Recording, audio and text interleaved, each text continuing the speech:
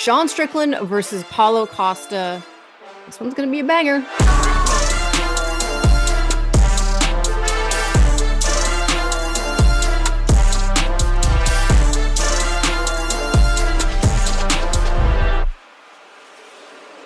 What's up, guys? Laura Sanko here, and I am joined, as always, by the man, the myth, the legend, the professor, Dean Thomas, here to break down UFC 302 co-main event between Sean Strickland and Paulo Costa. And how interesting has this become? I think we're going to get a really fun press conference, but if someone would have mentioned this matchup to me, I don't know, a few years ago, I would have gone, what? Ew, no. But I'm really excited for this fight. And I think it could be a potential, maybe banger's not the right word. I overuse that word quite a bit, but I think it's going to be a very interesting matchup. What do you think? No, it's going to be a banger for sure. I mean, these two guys have the potential to really, and I don't want to overuse the word banger, but these guys do have the potential to really do something special. When you think about the careers that they've had, they've always gave us moments.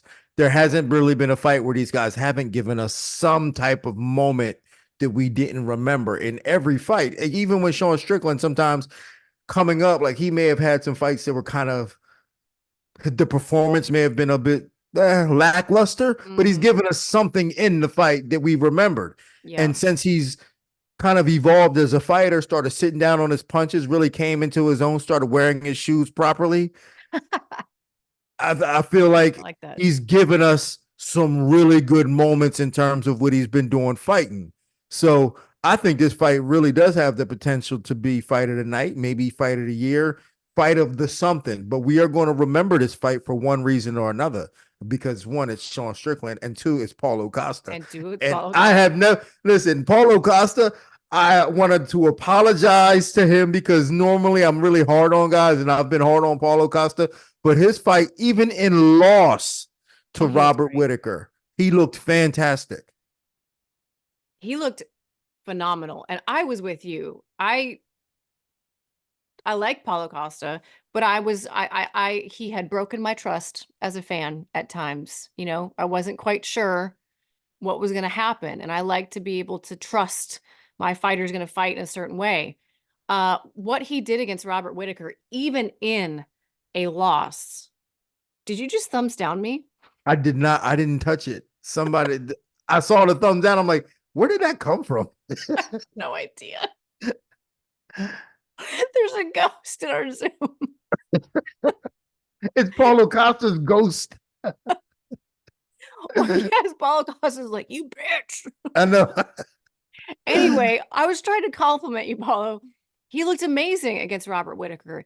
He looked disciplined. He looked dialed in.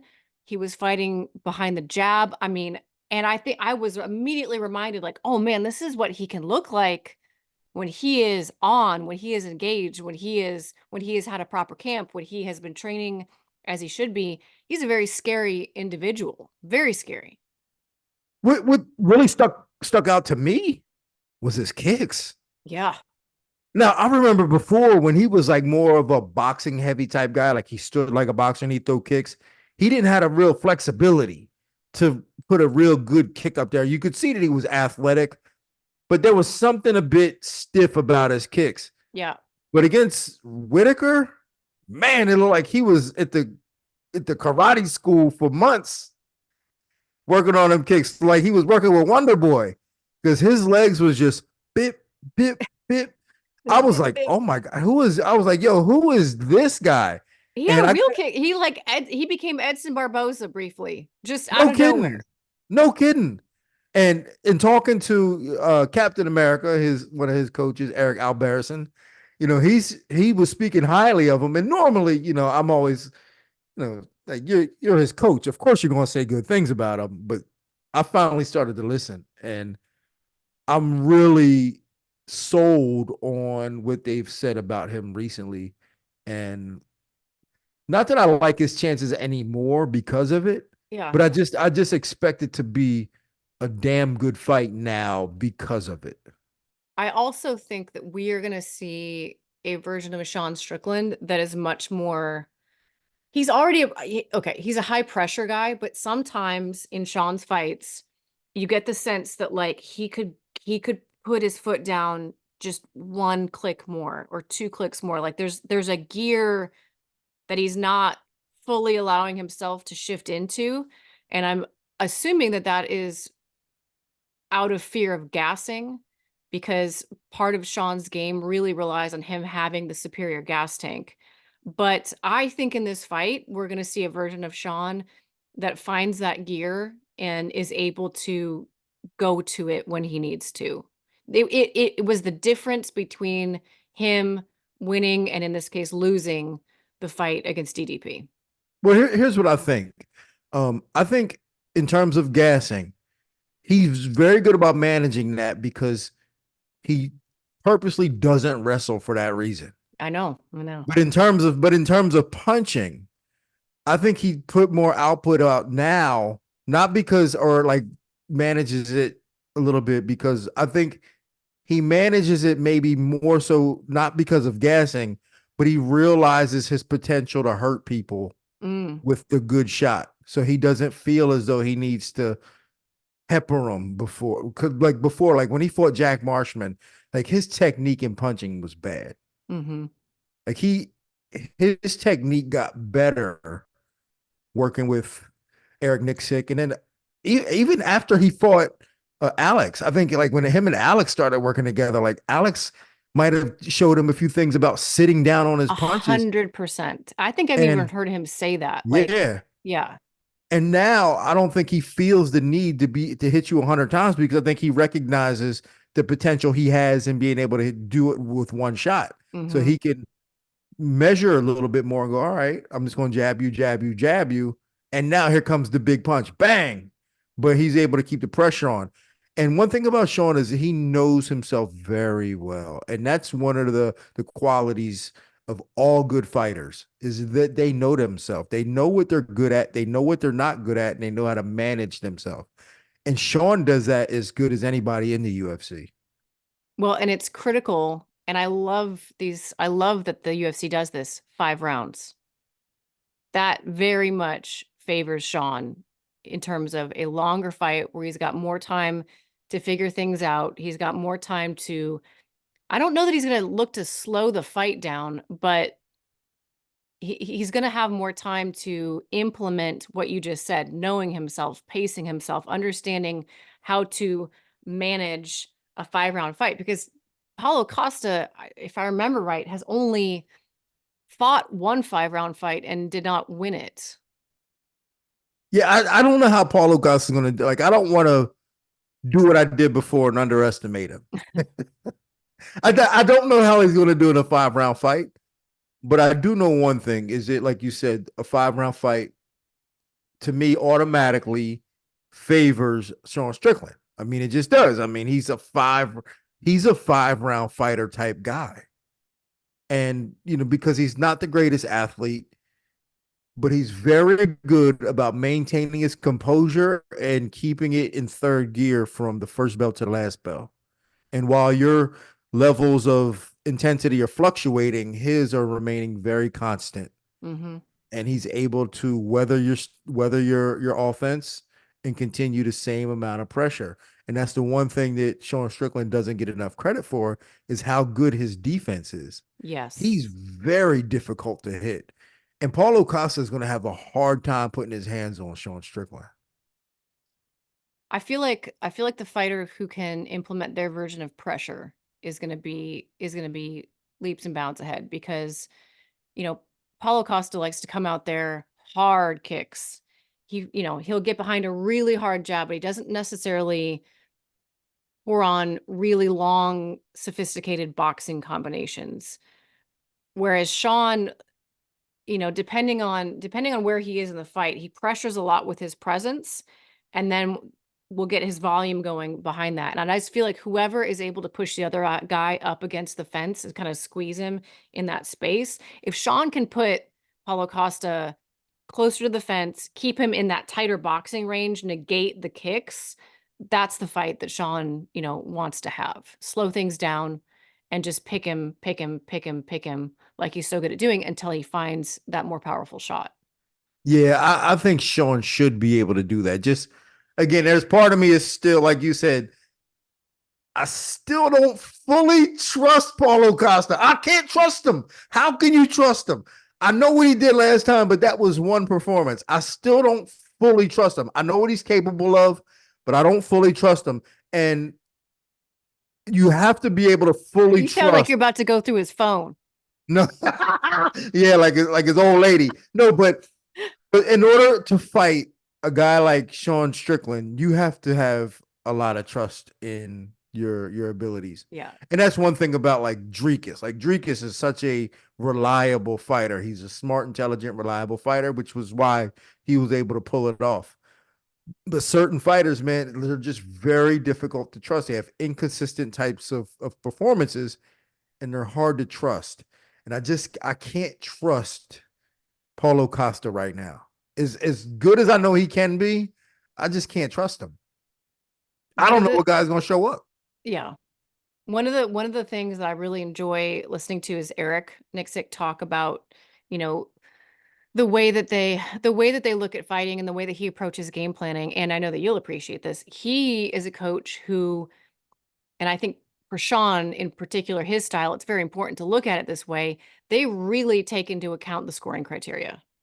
And you'll hear him talk openly about it. And one of the things he pointed out from the Dricus fight was how Sean, for whatever reason, didn't teep kick nearly as much as he typically does, and his point was like, when you're Sean and you're basically only using a jab and a couple other things, you don't have this huge you have the tool set, but you don't use a lot of your tools. He fights in this pretty narrow window of tools. You need to give the judges specific things that they can look at and see, okay, that's damage, that's damage, that's damage. And he felt like he didn't really do that against DDP, partly because he didn't use the teep kick. So I think in this fight, we're going to see that a lot more. And he's got a really fast, effective teep kick. He's got a really good teep kick. I mean, and it comes from both sides. And part of the reason why it is so good and he can do it from both sides is because he stands so tall. Mm-hmm. And he's got good balance from being so tall, and he can just whip those kicks out. Boom, boom, boom, boom, boom, boom, boom. But about Nixick, me and Nixick have talked about that before. Just body language. And that's one thing that we've talked about, like from coach to coach, was just making sure that your athletes have good body language, not only like in between rounds or at the end of the fight, because we've fighters have done this thing where like when the fight was over, they'd be like, hey, raise your hands and act like you won. But by that time, like the first and the second rounds were already scored. So Yeah. like it can help maybe in the third, but the first and second won't matter. But one thing that me and Nixick have talked about was just body language throughout the fight. Like you can't give the judges any reason to think that you think you're losing. Mm-hmm. And he does a good job of when he's coaching his guys to make sure that they remain positive, even if it may not be going their way, to still remain positive because you just never know. Who do you feel like has more at stake in this fight? Because, you know, both of these guys are in a position where a great win puts them right back into a title conversation. But who who I guess suffers more if they come away with a loss? I think Sean Strickland does. I think Sean You think Strickland, so? being a former champ and losing the way he did to Dricus, like he felt like he won that fight. Like he felt Mm-hmm. like he was even if he didn't feel like he won, he felt like he was the better fighter. I know he did. And I feel like Sean Strickland now realizes that he's one of the best middleweights in the world. And that's something that I don't think that he always really had that realization of, but I think he does now. And if he were to lose to Paulo Costa, then he would be forced to admit that maybe he's not, and that maybe he all the demons that he had and that self-sabotage Mm-hmm. was right, that he's not one of the best fighters in the world. And I think that's what he's got to deal with here, is that a win here confirms that he's one of the best in the world. I think for Paulo Costa, he don't care either way. Like Paulo Costa is a good fighter. But he's unreliable. Sometimes he shows up, sometimes he doesn't. Sometimes he pulls out of fights, sometimes he gets hurt. So I think for Paulo Costa, he's always going to be around in terms of like he's going to give us fun fights. But I think in terms of winning a championship and having some sustainability and having a bigger impact on the middleweight division and the UFC, Sean Strickland is playing with that right now. I think he has that in his hand because he's touched it already. He's felt the fact that he was a role model and an inspiration for some Mm-hmm. kids. And I think I think he liked that and he wants to get back to it. Well, there's no doubt that he very recently had the world on a string, right? And the fan base, as loyal as they will be to him, they still need him to win because you can't like he talks so loudly about controversial things. And if you want to be a fan of that, it's almost like the guy has to keep winning in order to be able to say stuff like that for you to get behind it. Does that make sense? Well, and that not only that too, but I think for himself, he's gonna not even just for the fans to get behind it, but I think even for him, I don't think he's gonna be comfortable with himself Mm-hmm. as a loser Yeah. saying these things about people because like essentially he's saying these things about people because he feels like he's in a position where he can Where because you he's can, yeah, you can say it because you're right, winning. but You can if back it he's up. losing, yeah, if he's losing, I don't think that he's going to be comfortable enough to say these things in a way where people are, and then the fact that people might start giving him hate and stuff. So Mm-hmm. yeah, I think he's got a lot of pressure on his shoulders a lot of pressure on his shoulders to win this fight so that he can live the way he wants to live. That is talking trash unapologetically. Yeah. Okay. In I was about to say in a perfect world, but in a realistic world, how do you see this fight playing out? What do you think is actually going to happen when that bell sounds? I think this fight is close for the first 2 rounds. And then I think Sean Strickland's pressure starts to get to him. I think that him walking forward, the teep kicks, the jab, and then just his defense. There's something about missing a punch that wears you out more than anything. And I think Yep. Paulo Costa is going to start missing a lot of punches in terms of like punching shoulders and punching arms that Sean Strickland is going to start walking through that. I think Sean Strickland is going to put so much pressure on Paulo Costa, he's going to fold him. I love it. Thank you, Dean. You know, I got you.